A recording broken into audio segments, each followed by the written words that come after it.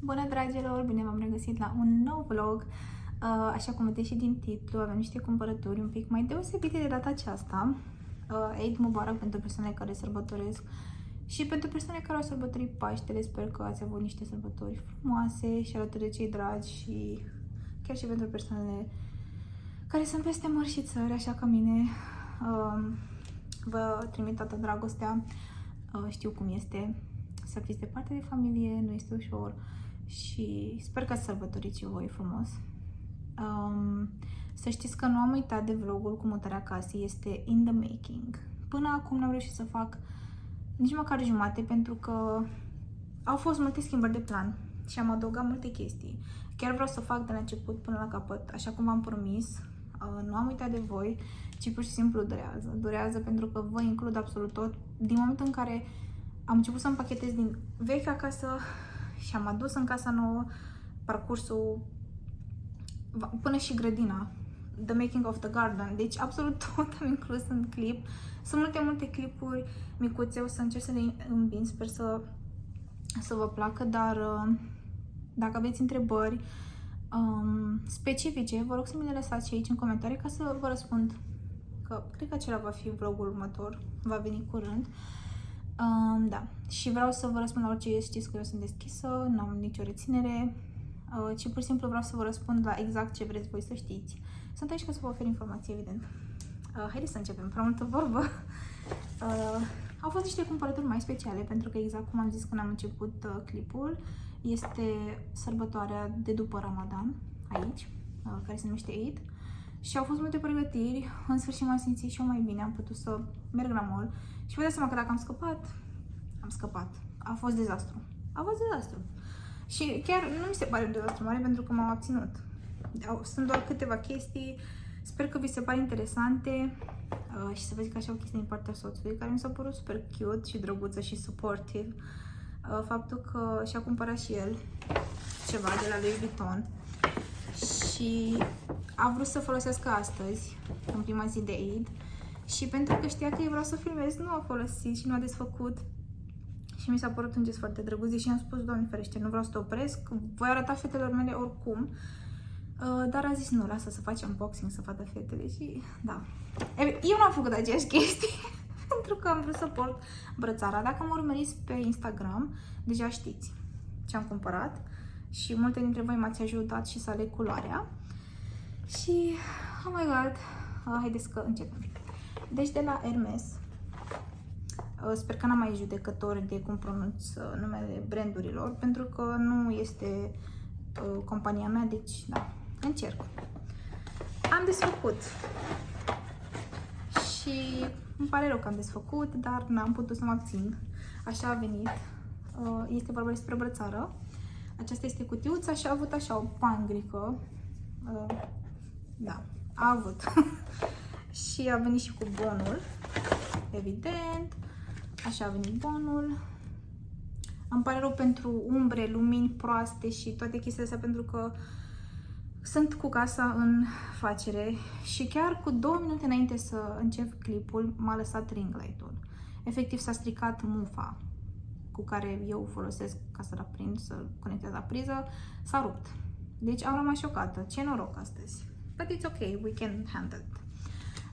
Da. Așa e punguța, micuță, drăguță, pânglicuța și haideți să vă arăt brățărica pe care, repet, multe dintre voi ați ales-o cu mine. A venit așa într-un pouch. Haideți că o pun la loc în pouch. Deci eu vă arăt reality aici, eu vă arăt realitate, nu vă arăt nimic fake. Adică mă refer la faptul că exact cum am lăsat așa, vă și arăt, nu stau să dinainte să pun iar panglica să mă prefac că n-am desfăcut, nu, am desfăcut, asta este. A venit în acest pouch drăguț, dintr-un material super expensive. Și aceasta este brățara, oh my god. Este extrem de cute. Cred că ați mai văzut-o și la alți influenceri. Vă arăt și la mână, imediat. Mi s-a părut super drăguță, super de zi cu zi. Nu mi se pare prea elegantă și nici prea nepurtabilă. Adică o poți purta și la blugi, și la o roche de seară, și la o roche de zi și orice faci, unde mergi, o poți purta, zic eu. Mi-a plăcut foarte mult, au fost foarte multe culori de ales între. Eu îmi doream una portocalie, cu zona aceasta de aici, portocalie, dar nu mai era pe stoc. Și aștept să intre pe stoc ca să le pot purta împreună. Și am zis că crem oricum merge cu orice outfit și orice culoare. A fost o decizie bună, cred. Să-mi ziceți în comentarii dacă vă place culoarea. Și am mai venit cu un card din acesta. Doamne, umbrele, e teroare. Da, așa arată. Și aici explică probabil, da, how to open, how to close. E un manual de instrucțiuni, probabil, de utilizare. Oh my god, m-am emoționat când am văzut brățara. Mi-o doream de mult, doar că am amânat pentru că nu am mai ieșit în oraș, n-am avut unde să o port și n-am avut sens să o cumpăr până acum, dar soțul meu mi-a făcut o surpriză. Apoi, tot ceva neașteptat, pentru că am fost în mall pentru soțul meu, ca să înțelegeți. Și am ajuns să cumpăr multe chestii cu soțul meu. De la Cartier. Nu este o brățară, mi-aș fi trebuit să fie o brățară, dar nu este încă. Am cumpărat. Aici este bonul, cred. Ce cute, uitați. Un leopardel ceva. Nu e bonul. Da, nu știu, ceva. O felicitare, poți să scrii ceva pe el, nu știu. Nu mi-au dat bonul? Nu. Ciudat. Oricum, prețuri, I don't want to talk about it. Chiar nu vreau să vorbesc despre prețuri, pentru că nu vreau să-mi aud comentarii, că mi-aud comentarii la orice și la felul cum respir, cred, o să aud curând. Așa că dacă vă interesează, eu vă spun în privat dacă doriți prețul sau puteți să vă uitați pe site. Așa arată ce mi-am cumpărat. Doamne, cât de drăguț este. Este un parfum din noua lor colecție privată. Deci haideți să desfacem. În live și în reluare desfacem. Îmi pare atât de rău să desfac, Doamne, e atât de frumos ambalat. Da, se pare că trebuie să desfac al meu. Nu vreau. Ok. Este totul în cadru. Haideți să nu mai fie. Aici este altceva. O să vă arăt curând. Așa arată parfumul. Cutia, de fapt. Sper să pot să desfac fără să fac dezastru. Da, se pare că... nu, este ușor. Este ușor, da. Și aici este închis foarte bine. Ceea ce mă bucur bun.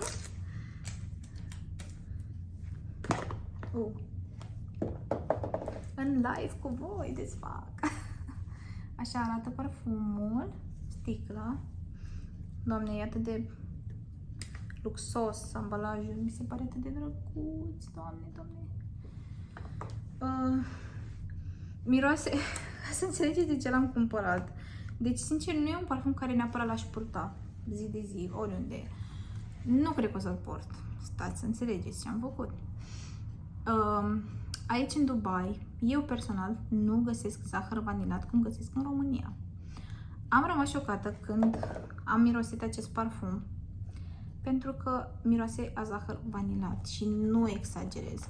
Se numește Oud Vanilie, dar eu nu simt oud deloc în acest parfum, eu simt pur zahăr vanilat. Și eu, pentru că sunt însărcinată, nu știu ce s-a întâmplat, dar n-am putut să nu cumpăr acest parfum. Voiam neapărat să simt mirosul de zahăr vanilat, pentru că eu iubesc mirosul de zahăr vanilat. Și gustul, de când eram mică, gătea mama mea prăjituri. Și sunt obsedată. Și când l-am mirosit, am zis că trebuie să l-am și îl folosesc în casă. Pur și simplu îmi place să simt mirosul acesta, da. Nu mă judecați, vă rog. Nu știu ce s-a întâmplat, dar asta este. E vina sarcinii, nu vina mea. Vina copilului. Și încă o chestie de la Louis Vuitton. Acesta este parfumul soțului meu, care el nu l-a desfăcut ca să fie rău. Oh my god. Vine atât de cute ambalat. Uitați-vă cât de drăguț. Mult mai cute decât parfumul meu. La preț au fost la fel, deci nu e o diferență, e pur și simplu branding. Haideți să desfacem.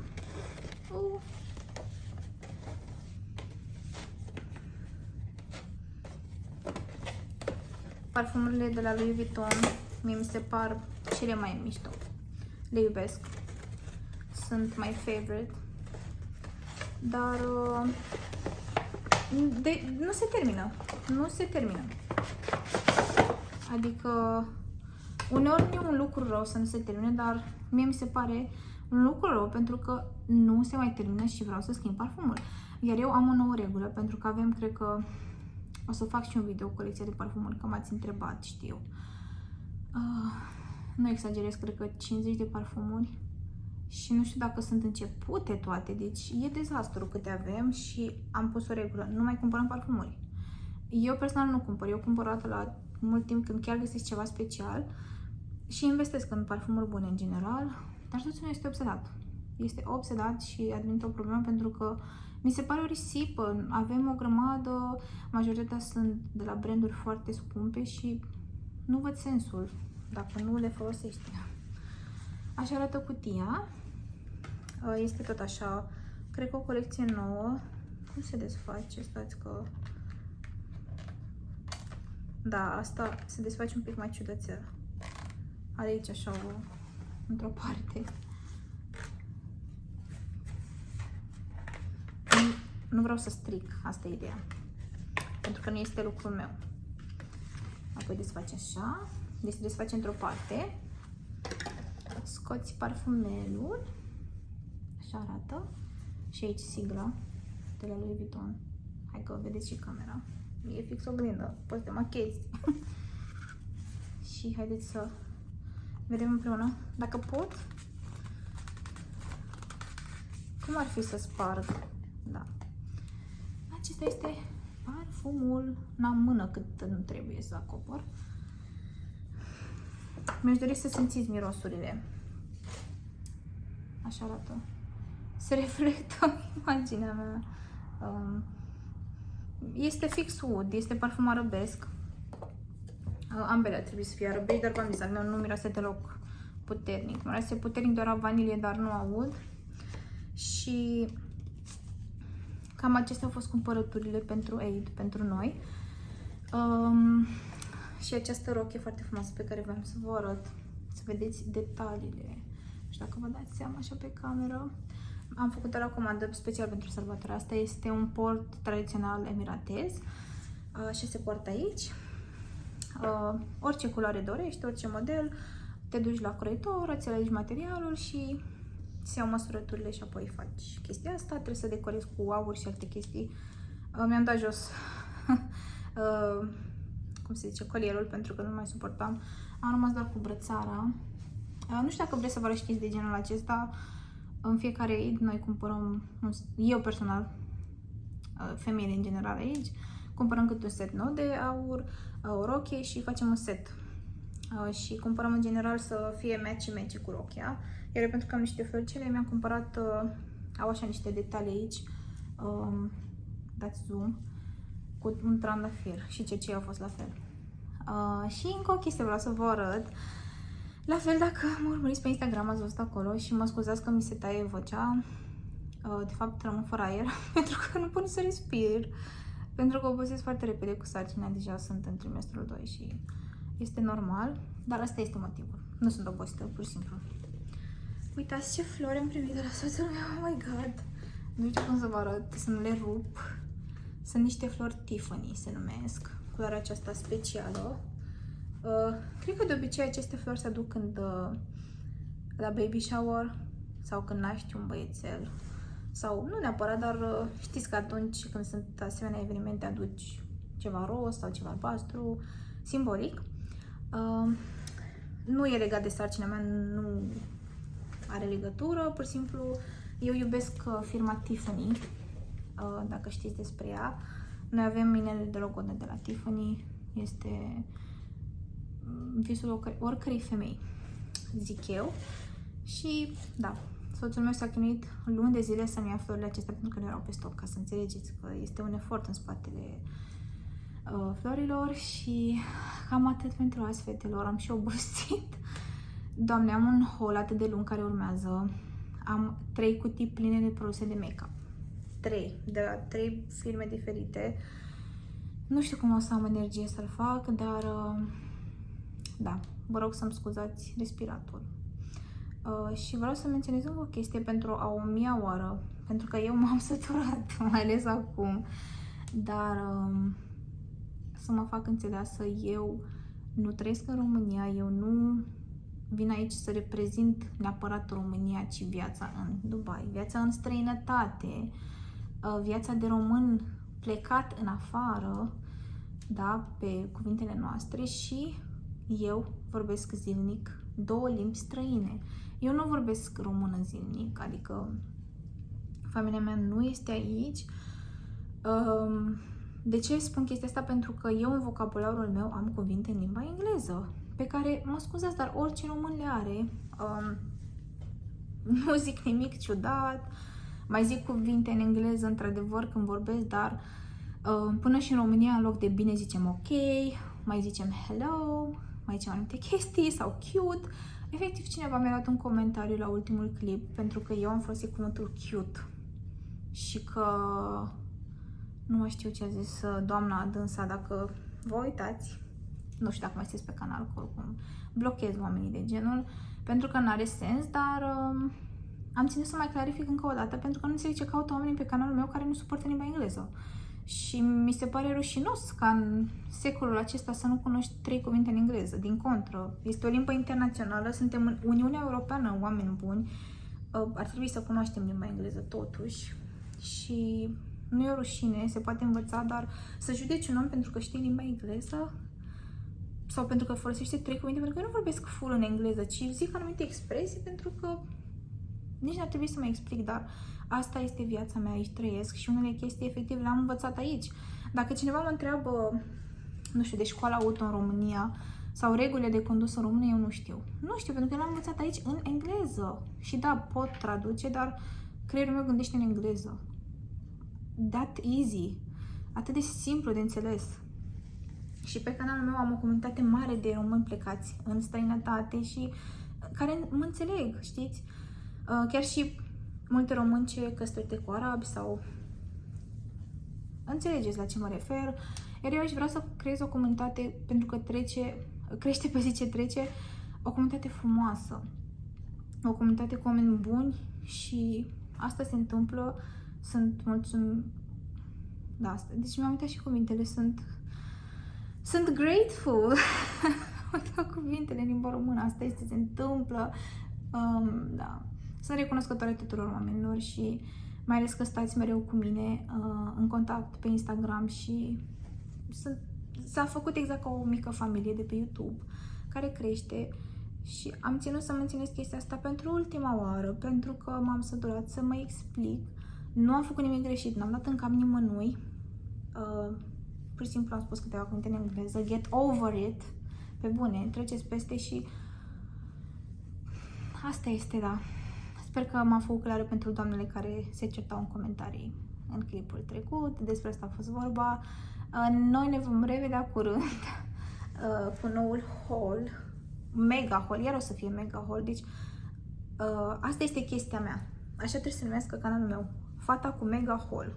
Deci mereu am mega haul pentru că se strâng foarte multe chestii. Anyway, vă mulțumesc mult pentru vizionare. Sper că v-a plăcut. Puteți să le luați ca sugestii de cadou, de ce nu? Dacă se găsesc în România. Știu că Louis Vuitton se găsește sigur, de celelalte firme nu știu. Dar dacă vreți mai multe detalii, cu drag vă răspund în comentarii și să aveți o seară minunată, dragilor, ca voi. Și ne vedem data viitoare. Kisses!